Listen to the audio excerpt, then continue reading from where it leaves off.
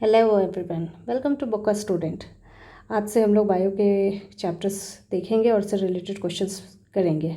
घटना चक्र स्टार्ट करते हैं हम लोग वाइटामिन्स एंड न्यूट्रिशन से, क्योंकि वाइटामिन से क्वेश्चंस बहुत ज़्यादा आते हैं हमारे बीपीएससी के एग्ज़ाम में, इसलिए हम लोग वाइटामिन्स और न्यूट्रिशन से स्टार्ट करते हैं। टोटल ओवरऑल बायो में क्वेश्चंस आते हैं 10। उसमें मेरी कोशिश यही रहेगी कि मैं आप लोग को 9 अप्रॉक्स मार्क्स फेच करवा दूँ। देखती हूँ आप लोग कितना मेहनत करते हैं और उसके अकॉर्डिंगली पढ़ते हैं। चलिए, वाइटामिन्स जो घटना चक्र है उसमें हम लोग बढ़ते हैं। इस सब में ऊपर में तो कुछ ऐसा है नहीं। चलिए, वाइटामिन्स होता क्या है। सबसे पहले कि वाइटामिन्स जो भी हम लोग फूड इंटेक करते हैं तो उसमें बहुत सारे न्यूट्रिएंट्स मिलते हैं। उसमें से एक कंपोनेंट वाइटामिन्स है। और कौन कौन से कंपोनेंट्स होते हैं? Carbohydrates, fats, proteins, minerals, nucleic acids और वाटर तो ऑब्वियस है। ठीक है, चलिए कार्बोहाइड्रेट्स में ऐसा कुछ जानना नहीं है, बस एक ध्यान रखिएगा कि लैक्टोज एक नेचुरल शुगर है। ये ऐसे क्वेश्चंस आ जाते हैं एग्ज़ाम में कभी कभी, और इसे मिल्क शुगर भी कहते हैं। और आप लोगों को शायद पता होगा कि दूध से दही बनाने में कौन से बैक्टीरिया का काम आता है, तो लैक्टोबैसिलस बैक्टीरिया।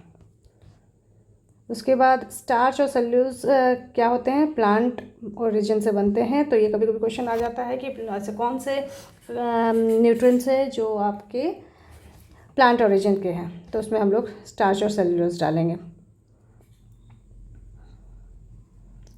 चलिए आगे बढ़ते हैं। बस इतना कार्बोहाइड्रेट्स में से ज़्यादा जाने की ज़रूरत नहीं है। चलिए आते हैं फैट्स पे। Fats are the compounds of carbon hydrogen. ये तो कार्बोहाइड्रेट्स के साथ भी सेम है, कार्बन, हाइड्रोजन और ऑक्सीजन। जस्ट वो भी कार्बोहाइड्रेट्स और फैट्स दोनों में कार्बन, हाइड्रोजन, ऑक्सीजन होते हैं। बस इन लोगों का प्लेसमेंट अलग अलग होता है, जैसे कितने कार्बन है, कितने हाइड्रोजन है, इन सब का नंबर अलग होता है और ये दोनों अलग अलग सब्सटेंस बन जाते हैं। Fats class one. और हाँ, फैट्स को दो तरीके में क्लासीफाई किया गया है, सैचुरेटेड और अनसैचुरेटेड फैट्स। सैचुरेटेड फैट वो होता है in which fatty acid chains have been predominant. इतनी ज़रूरत नहीं है आप लोगों को ये चीज़ की। हाँ, बस आप ये याद कर लीजिएगा सैचुरेटेड फैटी एसिड्स क्या क्या होता है। ब्यूटारिक एसिड और जो किस में मिलता है? बटर में। लॉरिक एसिड जो कोकोनट ऑयल में मिलता है, पाम कर्नल ऑयल में मिलता है, ब्रेस्ट मिल्क में मिलता है। और ये ब्रेस्ट मिल्क तो आप जानते हैं सोर्स ऑफ सबसे बेस्ट सोर्स है फूड का बच्चों के लिए। फिर myristic acid contents cow milk and dairy products. Palmitic acid contents in butter, palm oil and meat. Stearic acid content in meat and cocoa butter. उसके बाद अनसैचुरेटेड फैट में आते हैं। हाँ, कभी कभी एक टर्म पूछा जाता है मोनो अनसैचुरेटेड, तो इसका मतलब क्या होता है? ये बस केमिस्ट्री में एक टर्म है बॉन्ड्स का। तो उसमें अगर अगर एक डबल बॉन्ड आए तो वो मोनोसैचुरेटेड हो जाता है, और एक से ज़्यादा डबल बॉन्ड आए तो वो पॉली अनसैचुरेटेड एसिड हो जाता है। वैसे हाँ, जैसे हम लोगों ने सैचुरेटेड फैट्स के बारे में पढ़ा है यहाँ पे, ब्यूटारिक एसिड और लॉरिक एसिड। अब हम लोग यहाँ पे देखेंगे अनसैचुरेटेड फैटी एसिड्स का। इन सब का नाम ज़रूर याद कर लीजिएगा। Palmitoleic acid found in macadamia nuts. Oleic acid found in olive oil and canola oil. Myristoleic acid found in whale blubber. Linoleic acid found in peanut oil, chicken fat and olive oil. Linoleic acid found in linseed. ये कभी कभी question में भी पूछ सकता है। Acid का नाम दे देगा और पूछेगा कि ये कहाँ पाया जाता है। तो बीपीएससी इसी फेज में चलता है कि वन वर्ड, या फिर आपका आजकल मल्टीपल चॉइस क्वेश्चंस भी आ गए हैं कि इसमें बताइए कौन कौन सा सही है। ये पाल्मिटोलिक एसिड किस में पाया जाता है, तो उसमें आपको मैच करना रहेगा। इस तरह से आ सकता है। अब इतना इसमें आगे नहीं। हाँ, ट्रांस फैट क्या होता है? The majority of the trans fats are artificial and adding hydrogen to liquid vegetable. Trans fat का सबसे ज़्यादा एग्जांपल आता है, जितनी भी हम लोग ऑयली चीज़ें खाते हैं, जितनी भी, सब में ट्रांस फैट होता है। इसलिए आप लोग थोड़ा अवॉइड कीजिए ऑयली चीज़ें खाने के लिए। नेक्स्ट हम लोग फैट्स के बाद आएंगे प्रोटीन्स। आप लोग सब जानते हैं कि प्रोटीन्स कितना इम्पोर्टेंट है। ऐसा इसमें कुछ जानने लायक नहीं है। ये कर सकते हैं कि proteins 4 calorie kilo calorie energy पर। 1 ग्राम में कितने प्रोटीन होते हैं? 4 किलो कैलोरी। अब एसेंशियल अमीनो एसिड ऐसा कोई ज़रूरी नहीं है, नॉन एसेंशियल अमीनो एसिड ऐसा ज़रूरी नहीं है। चलिए वाइटामिन्स में आते हैं। वाइटामिन्स में सबसे ज़्यादा इम्पॉर्टेंट आपका ये है, ये जितना आपका सोर्सेज विटामिन्स और डिफिशिएंसी। सबसे पहले तो नाम वगैरह याद कर लेना है। विटामिन को रेटिनॉल कहते हैं और इससे क्या डेफिशिएंसी होती है? तो night blindness, xerophthalmia, keratinization of skin infection.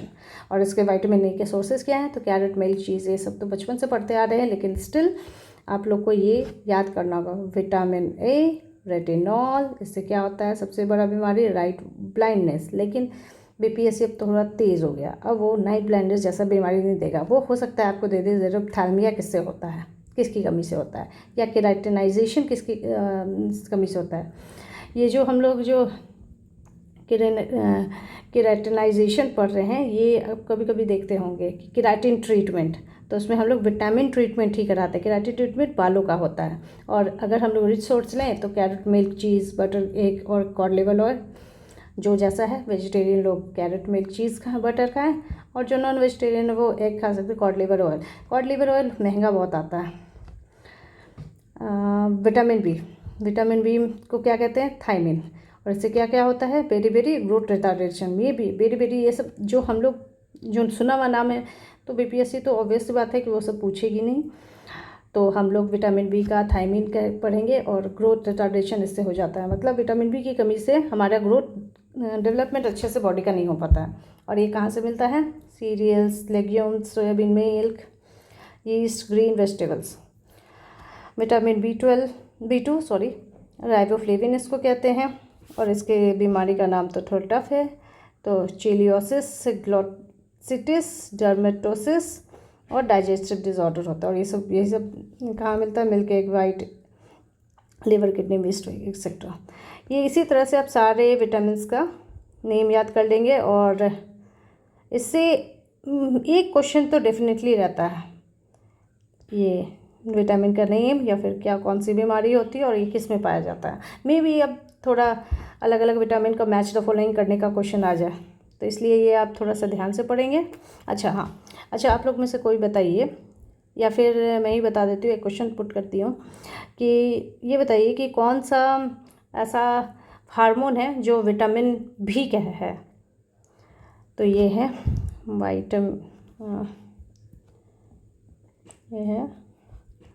Vitamin D.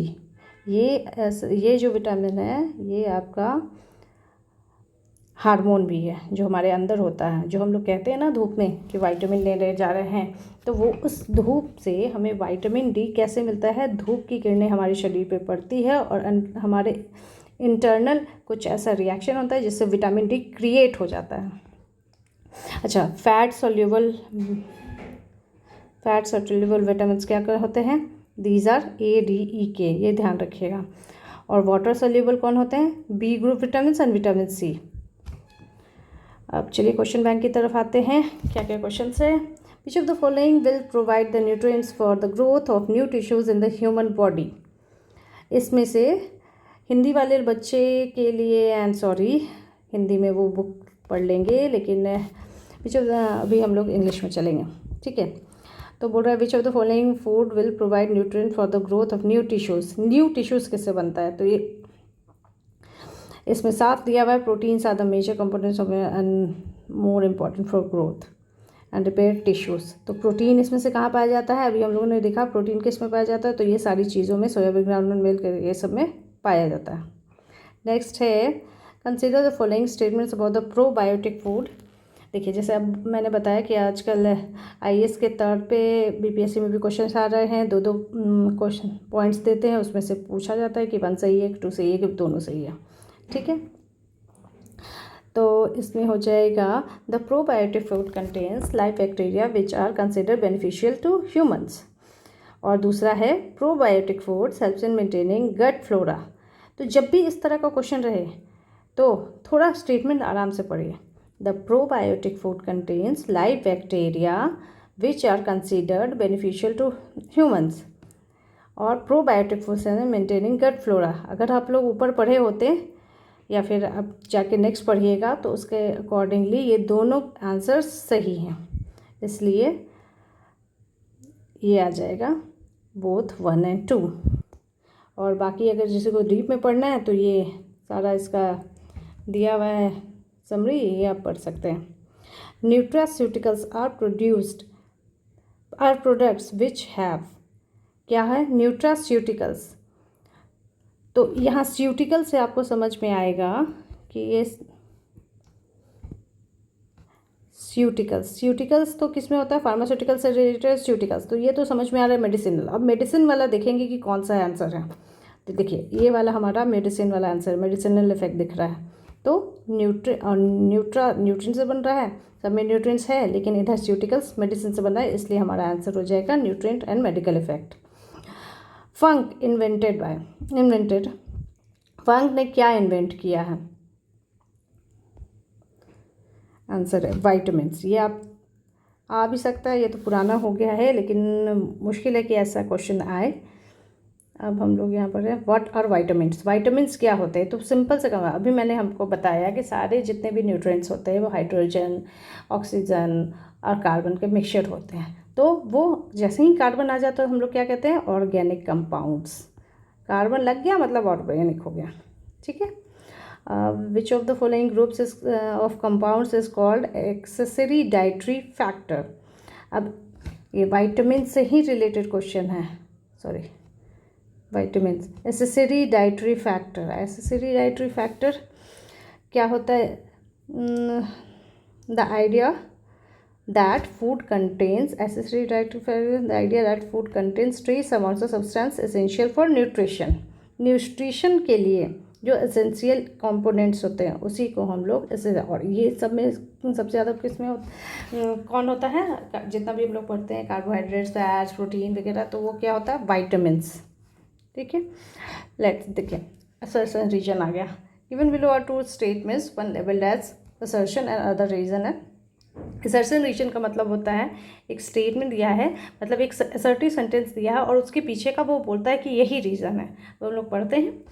Most of the vitamins are not synthesised in human body, कह रहा है असर्शन में दिया है, एक स्टेटमेंट दिया है कि जितने भी वाइटामिन्स होते हैं वो ह्यूमन बॉडी के द्वारा सिंथेसाइज मतलब प्रोड्यूस नहीं किए जाते हैं, ठीक है। और दूसरा उसका रीज़न क्या देता है, humans organs synthesise only essential micro nutrients. देखिए पहला वाला तो बट ऑब्वियस से बात है कि सही है, क्योंकि हम लोग जानते हैं कि वाइटामिन्स अपने बॉडी में नहीं प्रोड्यूस किया जाता, ये हम लोग किसी ना किसी सोर्स से लेते हैं, ठीक है, तो ये पहला वाला सही है।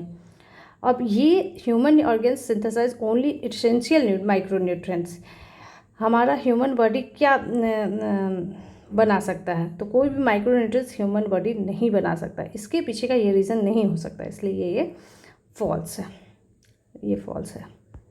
चलिए नेक्स्ट आते हैं, ये हो गया हमारा 7, 8। चलिए ये भी असर्शन रीजन है।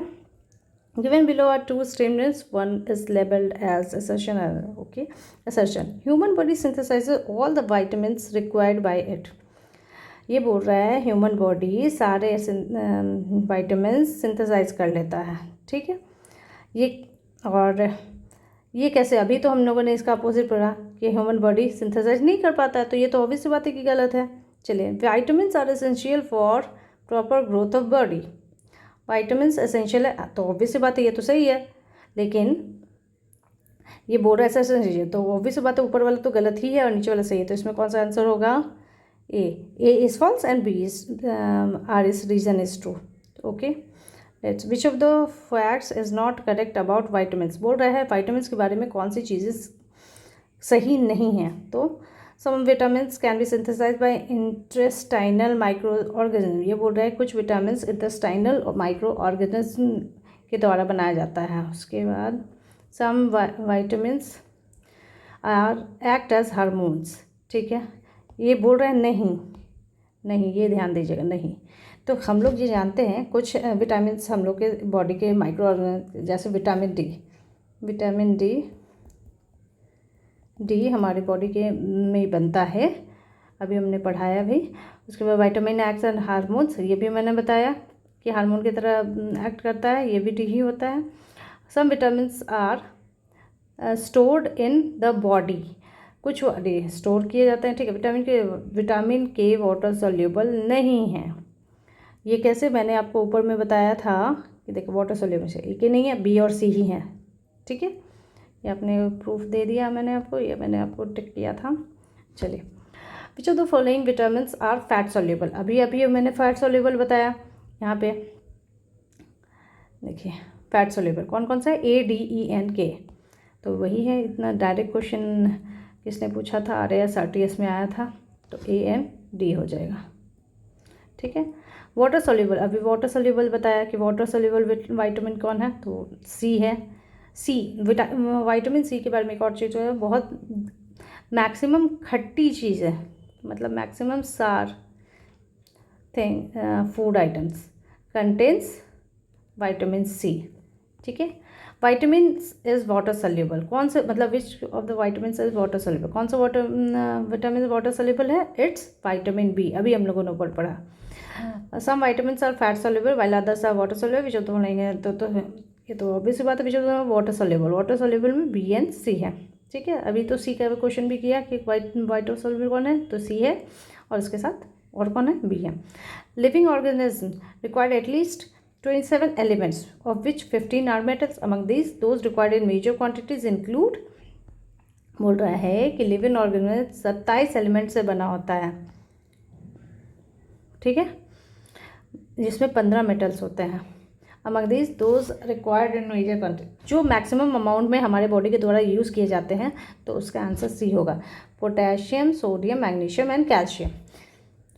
उसके बाद हम लोग करते हैं apples have special value for heart patients, हम लोग कहते भी an apple a day keeps a doctor away, ये सब इसी से ये प्रोवर्ब ऐसे ही आया है। Apples have special value for heart patient के लिए एप्पल बहुत ही ज़्यादा कारगर होता है, और क्यों, क्योंकि इसमें क्या रिच है, पोटेशियम। हम लोग आजकल बच्चों को भी पोटेशियम की कमी हो जाती है, तो हम लोग उसको एप्पल देने के लिए बोलते हैं। अच्छा, पोटेशियम की कमी से और क्या होता है, पोटेशियम की कमी से बैक पेन भी हो जाता है। वैसे ये सब जानने की ज़रूरत नहीं है, लेकिन एटलीस्ट पता है तो बता देती हूँ, और ज़्यादा पढ़ने की ज़रूरत नहीं।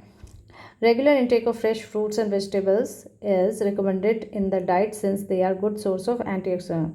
How to antioxidants helps a person maintain a health and promote longevity, तो कैसे ये करते हैं, they neutralize free radicals produce in the body. ये सब थोड़ा याद करने की चीज़ है, आपको थोड़ा याद करना पड़ेगा कुछ चीज़ें, ठीक है। चलिए next, what is the role of antioxidants in human body, antioxidants का क्या काम है, तो they protect cell against the effects of free radicals. ये अभी हम लोग ने एक और जगह पढ़ा, फ्री रेडिकल्स के बारे में पढ़ा है, थोड़ा सा डीप में, या तो ये सब याद ही कर लीजिए, ज़्यादा बेटर है, क्योंकि ये वन लाइनर है। Among the following vegetables the maximum vitamin C is found in, सबसे ज़्यादा वेजिटेबल में विटामिन सी किस में पाया जाता है, मैंने आपको क्या बता, थोड़ी खट्टी चीज़ है, तो इसमें से पी खट्टी है, नहीं है। पम्पकिन खट्टी होती है, नहीं होती है। रेडिश खट्टी होती है, नहीं होती है। तो क्या आंसर होगा, चिल्ली हल्की सी सार टेस्ट आती है, तीखी के साथ थोड़ा सार टेस्ट भी आता है। विच ऑफ द फॉलोइंग, नहीं, the vitamin which is found in citrus, तो ये भी सिट्रस का मतलब होता है खट्टा, रसदार, ठीक है, तो वो किस में होगा, विटामिन सी में। The main source of vitamin C, अब बोल रहा है इसमें से विटामिन सी, तो ये रॉ एंड फ्रेश फूड, बहुत ऑब्वियस है, घी में नहीं हो सकता, मिल्क में नहीं हो सकता, पल्सेस में नहीं हो सकते, क्यों, क्योंकि ना तो रसदार है ना खट्टी हैं।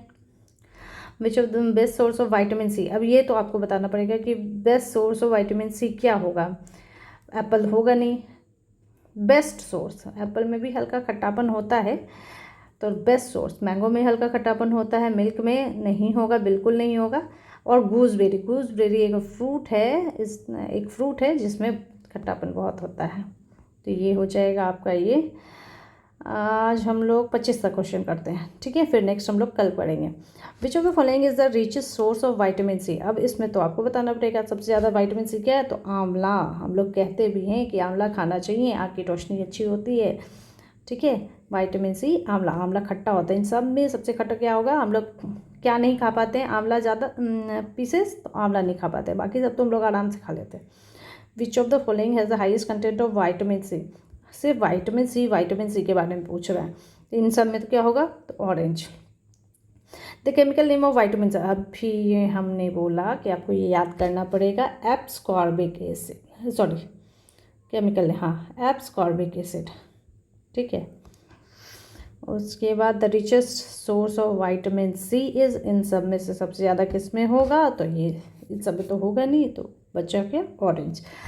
चलिए बहुत हो गया, हम लोगों ने 25 क्वेश्चन भी देख लिए और कुछ हम लोगों ने नोट्स भी पढ़ लिया। थोड़ा सा आप लोग को रिवीजन की बारी है, थोड़ा नोट्स को थोड़ा रीड कर लीजिए और जो जो मैंने बताया, fat soluble, water soluble, unsaturated fatty acid, saturated water acid, सब में नेम्स जो होता है वो सब थोड़ा देख लीजिएगा, अच्छे से रीड कर लीजिएगा और लाइक एंड शेयर ज़रूर कीजिएगा बुक का स्टूडेंट को। चलिए लेट्स गो।